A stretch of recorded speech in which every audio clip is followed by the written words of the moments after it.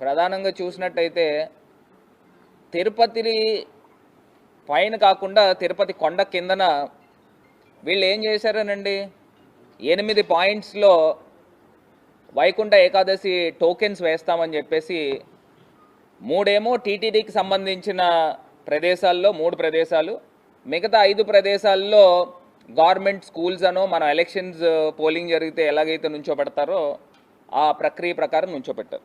ఇక్కడ ప్రధానంగా పద్మావతి పార్క్లో ప్రజలందరినీ కూడా భక్తులు వివిధ ప్రాంతాల నుంచి వచ్చారు. వాళ్ళందరినీ కూడా తీసుకుని వెళ్ళి పద్మావతి పార్క్, అక్కడేమో బైరాగి పట్టడి అని ఒక ప్లేస్ ఉంది, అందులో టోకెన్స్ ఇష్యూ చేసే కార్యక్రమం. ఈ పద్మావతి పార్క్లో ఉదయం 8 గంటల దగ్గర నుంచి ప్రజలందరినీ కూడా దాని లోపల వేసేసి ఆ పద్మావతి పార్క్ గేట్ తాళాలు వేస్తారంట. ఎంత ఆశ్చర్యకరం అంటే, పోనీ తాళాలు వేసిన వాళ్ళు ఆ లోపల సౌకర్యాలు ఏమన్నా కల్పించారని అంటే అది లేదు. మంచినీళ్ళు లేవు, భోజనాలు లేవు, లేకపోతే చిన్నపిల్లలు ఉంటారు, వాళ్ళ పరిస్థితి ఏంటి? ఇది చలికాలము. ఆ చలికాలంలో వాళ్ళని పొద్దున్నుంచి రాత్రి దాకా పెట్టి ఆ మరుసటి రోజు ఉదయం తెల్లవారుజామున 5ంటికి టోకెన్లు జారీ చేసే కార్యక్రమం అండి. అసలు ఇది ఎక్కడ అన్యాయం అని అడుగుతా ఉన్నా. ఏదో సెల్లో వేసేస్తారు కదా, జంతువులను అన్నిటిని పట్టుకుని సెల్లో వేసేస్తారు కదా, ఆ రకంగా ఈ కుక్కలు రోడ్డు పైన తీసుకుని అన్నీ కూడా తీసుకెళ్ళి ఒక దాంట్లో వేసి తాళాలు వేసేస్తారు కదా, ఆ రకమైన పరిస్థితి కనబడుతూ ఉంది. అసలు నాకు ఒకటి అర్థం కాని అంశం ఏంటంటే, మరి చిన్నపిల్లలు ఉంటారు, మరి పండు ముసలివారు ఉంటారు, వీళ్ళందరి పరిస్థితి ఏంటండి?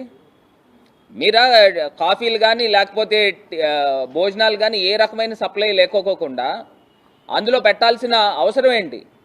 ఇప్పుడు అక్కడ ఉన్న ప్రజలు కూడా నాకు తెలిసి 4-5 వేల మంది 5,000 మంది ఉన్నారనేది మా తాలూకా ఇన్ఫర్మేషన్.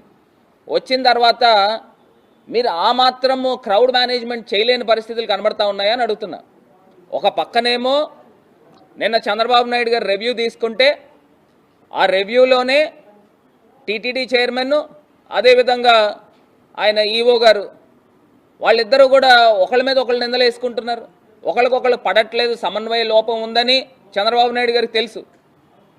అసలు అక్కడ ఆ రకమైన కార్యక్రమం చేస్తూ నాకు ఒకటి అర్థం కాని అంశం ఏంటంటే, అసలు దేవస్థానమా లేకపోతే రాజకీయ పార్టీ కార్యాలయమా? అసలు అక్కడ ఆ రకమైన ఆ ప్రక్రియ ఏంటండి? నాకు అర్థం కాల. అంతే ఇంత దారుణంగా వ్యవహరిస్తూ మరి సుమారుగా 7 చనిపోయారు, ఇంతమంది ప్రజలు క్షతగాత్రుల కిందన ఉన్నారని అంటే ఎంత బాధాకరం అండి. నాకు ఒకటి తెలియని అంశం ఏంటంటే, చంద్రబాబు నాయుడు గారు 4 సార్లు ముఖ్యమంత్రి చేశారు కదా, ఇప్పటిదాకా ఒక 15 సార్లు వైకుంఠ ఏకాదశికి ఆయన ముఖ్యమంత్రి కింద ఉన్నాడు. క్రౌడ్ మేనేజ్మెంట్ చేయడం చేత కాదండి? క్రౌడ్ మేనేజ్మెంట్ చేయడం పని మనకు చేత అవ్వదా? ఇదే రాజమండ్రి పుష్కరాల్లో 29 మంది చనిపోయారు. ఎవరి గురించి చనిపోయారు? కేవలం చంద్రబాబు నాయుడు గారి పబ్లిసిటీ గురించి. అదే చంద్రబాబు నాయుడు గారు రాజకీయ సభల్లో మొన్నటికి మొన్న అది ఏం చేశారు? కందుకూరులో 3 చనిపోయారు, ఇంకొక చోట 8 మంది చనిపోయారు. చీరలు పంచుతున్నాము అని రాజకీయ మీటింగులకి రప్పించుకుని అక్కడ కూడా స్టాంపేడ్ జరిగిన కార్యక్రమం. మరి మొన్న తిరుపతిలో మరి 7 చనిపోయారు. దీనికి ఎవరు బాధ్యత వహిస్తారు? ఈయనేమో పవన్ కళ్యాణ్ గారు, డిప్యూటీ సీఎం గారేమో ఆయన క్షమాపణ చెప్తున్నాడు. ఆయన చెప్పి ఆయన డైరెక్ట్గా ఆయన తిరుమల తిరుపతి దేవస్థానం బోర్డు పైన డైరెక్ట్గా మీరందరూ చైర్మన్, ఈవో, మీరందరూ కూడా వెంకయ్య చౌదరి అన్న ఆయన మీరందరూ క్షమాపణ చెప్పాలా అని ఆయన చెప్తున్నాడు. ఆయన చెప్తుంటే ఈ టీటీడీ చైర్మన్ గారు ఆయన ఏం చెప్తున్నారండి, నాయుడు గారు, బిఆర్ నాయుడు గారు ఏమంటున్నారు, ఎవడో క్షమాపణ చెప్పమంటే నేను చెప్పాలా? ఒకవేళ నేను క్షమాపణ చెప్తే చనిపోయిన వాళ్ళు తిరిగి వస్తారా? అసలు ఇదేం మాటలు నాకు అర్థం కావట్లా. అంటే ప్రాణానికి మీరు ఇచ్చే విలువ ఏంటనేది ఇక్కడ కనబడుతూ ఉంది. ఇందులో ఇంగ్లీష్లో ఒక సామెత ఉందండి, too many cooks spoil the బ్రాత్ అని. ఇంగ్లీష్లో సామెత, ఉత్తినే పెట్టలా.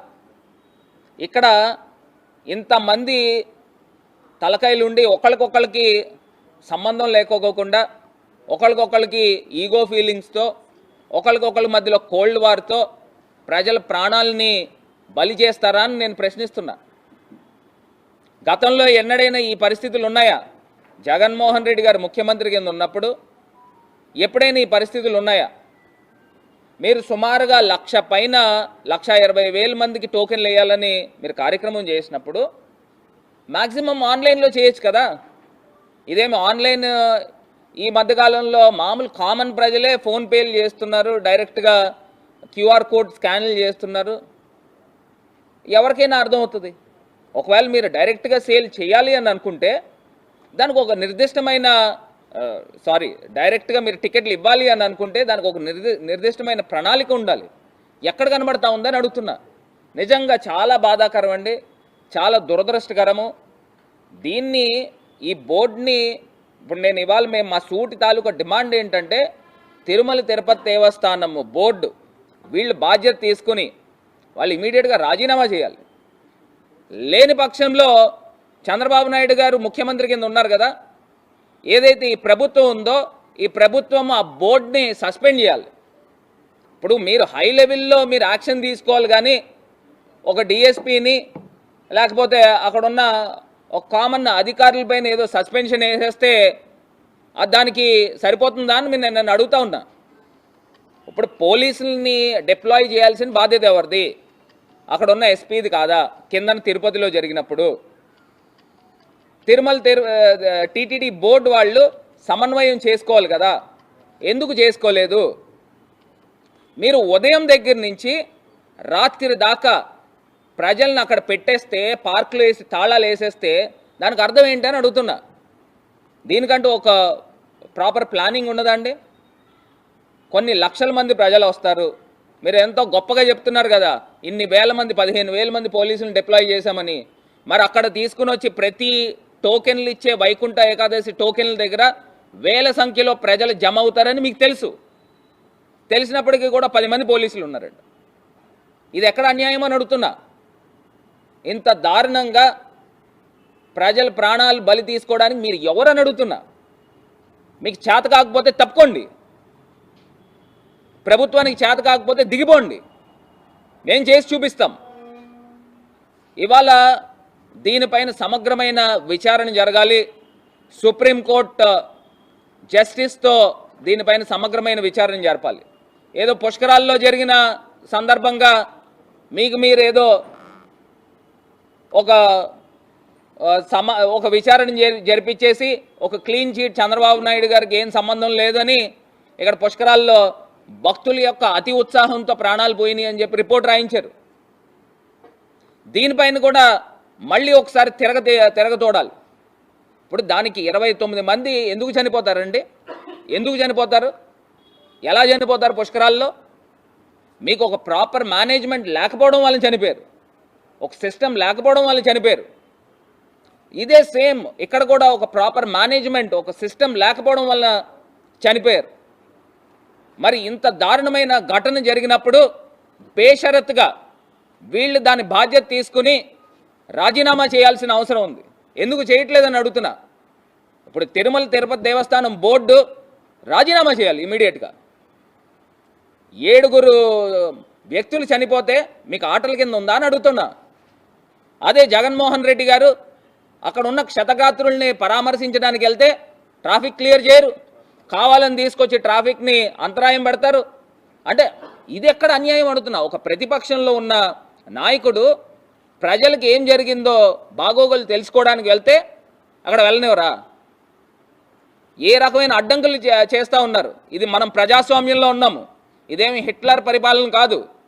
అదొకసారి తెలుసుకోండి చంద్రబాబు నాయుడు గారు. మీరు ప్రజల్ని మోసం చేసి మీరు ఇవాళ ఈ అధికార పీఠంలో కూర్చున్నారు. ప్రతి మహిళకి 18,000 ఇస్తాము, ప్రతి పిల్లలకి 15,000 ఇస్తామని మీరు రాష్ట్రంలో ఉన్న ప్రజలందరినీ మోసం చేసి ఇవాళ మీరు అధికారంలోకి వచ్చారు. అది మీ గొప్పతనం కాదు, అది మర్చిపోబాకండి. ఇవాళ ప్రజలకి ఇంత తీరని అన్యాయం చేస్తే ప్రజల పక్షాన్ని నుంచుని పోరాడతాము, ప్రజల పక్షాన్ని నుంచుని నిలదీస్తామనేది మర్చిపోబాకండి.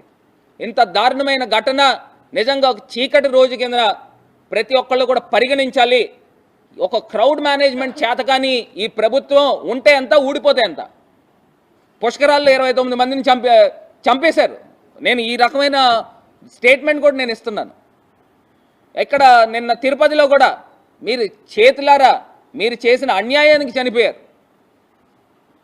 దీనికి ఇమ్మీడియట్గా సిట్టింగ్ సుప్రీంకోర్టు జడ్జితో కానీ, లేకపోతే నిన్న మా బొత్స సత్యనారాయణ గారు చెప్పారు, హైకోర్టు చీఫ్ జస్టిస్ గారు సుమోటోగా తీసుకుని దీనిపైన పూర్తి స్థాయి విచారణ జరిపి దీనికి బాధ్యులు ఎవరున్నారు వాళ్ళని శిక్షించాలని వైఎస్ఆర్ కాంగ్రెస్ పార్టీ తరఫున డిమాండ్ చేస్తూ ఉన్నాం. నాకు ఒకటి అర్థం కాలేదండి, చైర్మన్ టీటీడీ చైర్మన్ అంటాడు ఎవడో సారీ చెప్పమంటే నేను ఇది చెప్తాను. అసలు ఆ మాటలు మాట్లాడచ్చా అని అడుగుతున్నా. ఏంటి అహంకారము? ఇంకోటి అంటారు, ఆయన డిప్యూటీ సీఎం గారేమో డైరెక్ట్గా చెప్తున్నాడు ఈ తిరుమల తిరుపతి దేవస్థానం బోర్డు యొక్క వైఫల్యం అని డైరెక్ట్గా చెప్తున్నాడు. మరి ఆయన ప్రభుత్వంలో డిప్యూటీ సీఎం కింద ఉన్నప్పుడు ఆయన వైఫల్యం అని చెప్పినప్పుడు 7 ప్రాణాలు పోయిన దానికి వీళ్ళు బాధ్యత తీసుకుని ఇమీడియట్గా బోర్డుని రద్దు చేయాలి, రాజీనామా చేయాలి గౌరవంగా. మరి ఇది కాకుండా నాకు ఒకటి అంశం ఏంటంటే, ఈ తిరుమల తిరుపతి దేవస్థానం అనేది ఇండిపెండెంట్ బాడీ. ఈ ఇండిపెండెంట్ బాడీలో గవర్నమెంట్ జోక్యం ఎంతవరకు ఉంటుందండి? కిందన ఈ ఘటన జరిగింది, ఘటన జరిగినప్పుడు కిందన గవర్నమెంట్ యొక్క బాధ్యత ఉంటుంది, పూర్తి స్థాయిగా పోలీస్ యొక్క బాధ్యత ఉంటుంది, తిరుమల తిరుపతి దేవస్థానం యొక్క బాధ్యత కూడా ఉంటుంది. ఆ మాత్రం క్రౌడ్ మేనేజ్మెంట్, ఒక 5,000 మంది ప్రజలు ఉన్న చోట ఒక క్రౌడ్ మేనేజ్మెంట్ చేయలేరండి? ఉదయం నుంచి పార్కులో వేయాల్సిన అవసరం ఏంటి అని అడుగుతున్నా. ఉదయం 8-9 ప్రజలు వచ్చేసారంట, వాళ్ళందరినీ పార్కులో వేసేసి తాళాలు వేస్తారంట. మరి వాళ్ళు బాత్రూమ్కి వెళ్ళాలంటే పార్కుల్లో ఎక్కడ వెళ్తారు? మగవాళ్ళు అంటే కొన్ని గోళ్ళూరికి బయటికి వెళ్ళి మళ్ళీ వస్తూ ఉన్నారు. వాళ్ళకి ఎవరైనా పిల్లలు కానీ లేదా ఆడవాళ్ళు ఉంటే ఏదో ఫుడ్ తీసుకొచ్చి అక్కడ పెడతా ఉన్నారు. అసలు ఇది ఎక్కడ అన్యాయం అని అడుగుతున్నాను. ఇంత దారుణమైన ఘటన చీకటి రోజు కింద అభివర్ణిస్తున్నామని ఈ సందర్భంగా తెలియపరుస్తున్నాం. ఇంకొకటి రెండో అంశం, ఇది కూడా ప్రధానమైన అంశమే. మొన్న దేశ ప్రధానమంత్రి గారు కొత్తగా ఈ గవర్నమెంట్ వచ్చిన తర్వాత ఆయన మొట్టమొదటిసారి ఆంధ్రప్రదేశ్ రాష్ట్రానికి వచ్చినప్పుడు ఆంధ్రప్రదేశ్ రాష్ట్రంలో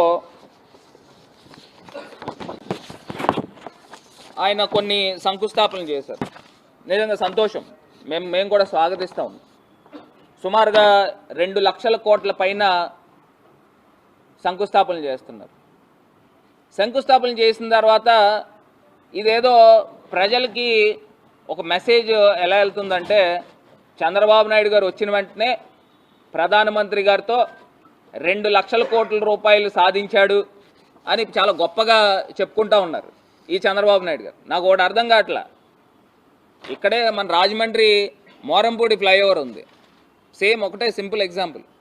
ఆ ఫ్లైఓవర్ గురించి అంత కష్టపడి ఆగిపోయిన దాన్ని తీసుకుని వచ్చి మొత్తం అంతా కంప్లీట్ చేస్తే వాళ్ళు వచ్చి రిబ్బన్ ఎలా కట్ చేశారో సేమ్ అదే తరహాలో జగన్మోహన్ రెడ్డి గారు 5 సంవత్సరాలు ముఖ్యమంత్రి కింద ఉన్నప్పుడు ఏదైతే ఈ గ్రీన్ ఎనర్జీకి సంబంధించి గ్రీన్ హైడ్రోజన్ ప్రాజెక్ట్ సుమారుగా 1,85,000 కోట్ల రూపాయలు, ఇందులోనే మొత్తం 6 ప్రాజెక్టులు కనబడుతున్నాయి. ఈ 6 ప్రాజెక్టుల్లో 95% జగన్మోహన్ రెడ్డి గారు వైఎస్ఆర్ కాంగ్రెస్ పార్టీ ప్రభుత్వం ఉన్నప్పుడే సాధించాము ఇవన్నీ కూడా. దీనికి సంబంధించి ఎవిడెన్సెస్తో సహా నేను ఇవాళ వచ్చాను. ఇది చంద్రబాబు నాయుడు గారు ఆయన సక్సెసర్ కింద వచ్చారు, జగన్మోహన్ రెడ్డి గారు సక్సెసర్ కింద.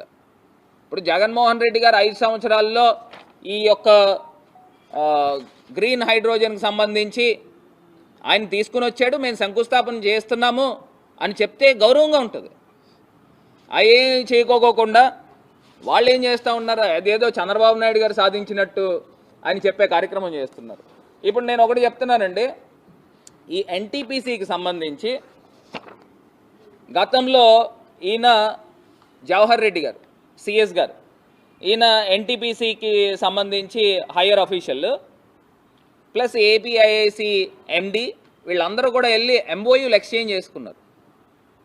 అంటే ఎన్టీపీసీకి సంబంధించి 1,85,000 కోట్ల రూపాయలు ఆ రోజే ఇది డేట్ కూడా నేను చెప్తున్నా, 20th February 2024 ఇది జరిగిన MOU అగ్రిమెంట్. అప్పుడు తెలుగుదేశం పార్టీ వాళ్ళు కూడా ఆక్షేపించారు, ఎన్టీపీసీకి 1,85,000 కోట్ల రూపాయలు పెట్టే సామర్థ్యత ఉందా అని తెలుగుదేశం పార్టీ వాళ్ళు అప్పుడు అపోజిషన్ కింద ఉండి వాళ్ళు ఆక్షేపించారు. మరి ఇది సాధించింది ఎవరండి? నా తెలియక అడుగుతాను. జగన్మోహన్ రెడ్డి గారు కాదా? జగన్మోహన్ రెడ్డి గారు కాదా అని అడుగుతా ఉన్నాం. మరి ఆయనకి ఇప్పుడు మనం చేసామనుకోండి, మనం కొత్తగా ఇప్పుడు ఎన్డీఏ ప్రభుత్వంలో వీళ్ళు తెలుగుదేశం పార్టీ జాయిన్ అయ్యారు. జాయిన్ అయిన తర్వాత బీహార్ తరహాలోనో లేకపోతే కర్ణాటక తరహాలోనో కొత్తగా ఏమన్నా తీసుకుని వచ్చేసారనుకోండి, అప్పుడు నిజంగా చంద్రబాబు నాయుడు గారిని శభాష్ అని అనొచ్చు. కానీ జగన్మోహన్ రెడ్డి ఎవరో సాధించిన దాన్ని మనం తీసుకొచ్చి అంత నా వల్ల అయిందని కాలు ఎగరేస్తే ఎలాగండి? ఇప్పుడు చంద్రబాబు నాయుడు గారికి ఒక జబ్బు ఉంది, ఏదైనా మంచి జరిగితే అన్ని నా వల్లే జరిగింది అని చెప్తా ఉంటాడు. ఇప్పుడు తిరుపతిలో స్టాంపేడ్ జరిగింది, మరి స్టాంపేడ్ మీ వల్లే జరిగిందని మేమంటే దానికి మీరు బాధ్యత తీసుకోరు. దాన్ని ఏదో చోటా మోటా అధికారులను తీసుకొచ్చి వాళ్ళని సస్పెండ్ చేయడమో లేకపోతే ట్రాన్స్ఫర్ చేయడమో ఈ కార్యక్రమాలు చేస్తారు. ఈ ఎన్టీపీసీకి సంబంధించి 2,08,000 కోట్ల రూపాయలకు సంబంధించి ఈ ప్రాజెక్టులో 80% ఈ గ్రీన్ హైడ్రోజన్కి సంబంధించి ప్రాజెక్టు. అది 2024లో ఎన్టీపీసీ అంటే స్టేట్ సంస్థ కాదండి, ఇది నేషనల్ సంస్థ. ఈ నేషనల్ సంస్థకి సంబంధించి ఇది MOU రాసుకున్నారు, MOU ఎక్స్చేంజ్ చేసుకున్నారు. సో ఇదొకటి. రెండో అంశము బల్క్ డ్రగ్ ప్రాజెక్ట్. ఈ బల్క్ డ్రగ్ ప్రాజెక్టుకి సంబంధించి సుమారుగా 1,877 కోట్ల రూపాయలకు సంబంధించి ఇదే వీళ్ళు పోస్టరే నేను చూపిస్తా ఉన్నా. దీనికి బల్క్ డ్రగ్ ప్రాజెక్టుకి సంబంధించి జగన్మోహన్ రెడ్డి గారు 17 రాష్ట్రాలతో పోటీపడ్డారు. పోటీపడి తెలంగాణ కర్ణాటకని కాదని ఆంధ్రప్రదేశ్ రాష్ట్రానికి మేము సాధించాం. మా ప్రభుత్వం గతంలో మేము ఉన్నప్పుడు మేము సాధించాం. దానికి అప్పుడు యనమల రామకృష్ణుడు గారు ఆయన డ్రగ్ పార్క్ వలన బల్క్ డ్రగ్ పార్క్ వలన తీవ్రమైన ముప్పు కేంద్రానికి యనమల లేఖ. మరి ఇప్పుడు ఏం చేశారండి? ఇదే యనమల రామకృష్ణుడు గారు మీ పాలిట్ బ్యూరో మెంబరు, సీనియర్ లీడరు, గతంలో ఫినాన్స్ మినిస్టర్ చేశాడు. మరి ఈయన చెప్తా ఉన్నాడు అంటే మరి దీని ఘనత ఎవరిదండి? నక్కపల్లిలో తీసుకురావడానికి ఘనత ఎవరిది? జగన్మోహన్ రెడ్డి గారిది కాదా? ఒక మాట చెప్తే మనకి పోయిందే ఉంటుంది. ఇప్పుడు రాజకీయాల్లో హెల్తీగా ఉండాలి. ఇప్పుడు మీరు సాధించారు, అవును జగన్మోహన్ రెడ్డి గారు తీసుకుని వచ్చారు, సంతోషమే, మేము శంకుస్థాపనం చేస్తున్నాము అని అంటే తప్పే ఉంది. దీంట్లో 1,877 కోట్ల బల్క్ డ్రగ్ ప్రాజెక్ట్ కూడా జగన్మోహన్ రెడ్డి గారు తీసుకొచ్చారు. ఇది కాకుండా విశాఖ రైల్వే జోన్ గురించి కూడా నేను చెప్తానండి. ఇది 4/8/2023 ఆ టైంలో పార్లమెంట్లో, అంటే మేము కూడా ఎంపీ కింద ఉన్నాను, ఆ టైంలో జీవీఎల్ నరసింహారావు గారు, ఆయన బీజేపీ ఎంపీ, ఆయన అడిగాడు whether the railway board has given the sanction for the construction of 3rd and 4th lines between Visakhapatnam Gopalapatnam, next అసలైంది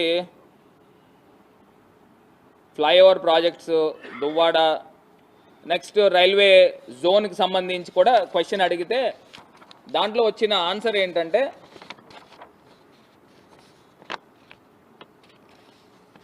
GVL Narasimha Rao గారు అడిగిన ఆన్సర్ ఏంటంటే